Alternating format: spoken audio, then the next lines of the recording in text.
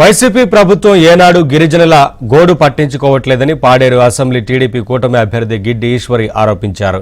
YCP అధికారంలోకి వచ్చిన 2019 నాటికి నేరాల సంఖ్య 11,929 ఉండగా అధికార దుర్వినియోగంతో వాటి సంఖ్య 1,58,547కు పెరిగిందని విమర్శించారు. రాష్ట్రంలో మహిళలపై అత్యాచారాలు పెరిగిపోయాయని, వీటన్నిటిపై జగన్పై ఛార్జ్షీట్ దాఖలు చేయాలని డిమాండ్ చేశారు. గిరిజనులపై ప్రత్యేకమైన ఎస్సీ/ఎస్టీ నిధులను కూడా దుర్వినియోగం చేశారని గిడ్డి ఈశ్వరి ఆరోపించారు.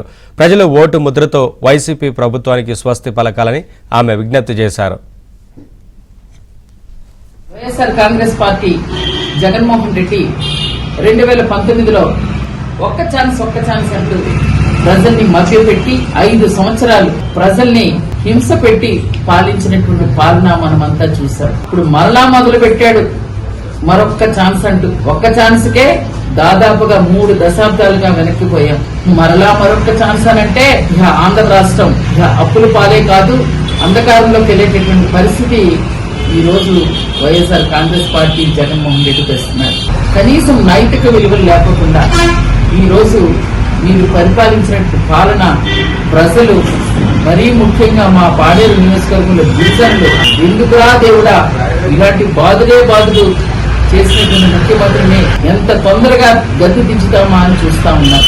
మద్యపాన నిషేధం చేసిన తర్వాతే నేను ఓటు అడుగుతానని చెప్పాం. ఈ రోజు మద్యపాన నిషేధం చేశావా? ఏరులై పారుతుంది మద్యం. 2 బిడ్డలకి అమ్మఒడి ఇస్తానని చెప్పావు. ఒక బిడ్డడికి 15,000 ఫస్ట్ దఫాలో ఇచ్చి తర్వాత 13,000 మాత్రమే ఇచ్చావు. మాంగళ్యాన్ని కాపాడుతానని చెప్పావు. జే బ్రాండ్ మద్యాన్ని పెట్టి నాసిరకం మద్యం ఇచ్చి ఎంతో మంది ఆరోగ్యాలు పాడు చేయడమే కాకుండా మరణించినటువంటి సందర్భాల్లో ఆడపడుచుల మాంగళ్యాన్ని కూడా కనుగొన్నాం. అయిన వాళ్ళ కాపుల్లోని కాని వాళ్ళకి కంచాల్లో పెట్టి ఎంతో మందికి నిరుపేద బతుకుల్లో పంపించినటువంటి పరిస్థితి చేస్తాం. ఈ రోజు ఎలక్షన్ వచ్చేటప్పటికల్లా ఆ లక్షల కోట్ల రూపాయలు కుమ్మరించి ఈ రోజు మళ్ళా ఓట్లు కొనేదానికి ముందుకొచ్చావు. 1, 2 నువ్వు చేసినటువంటి అరాచకాలు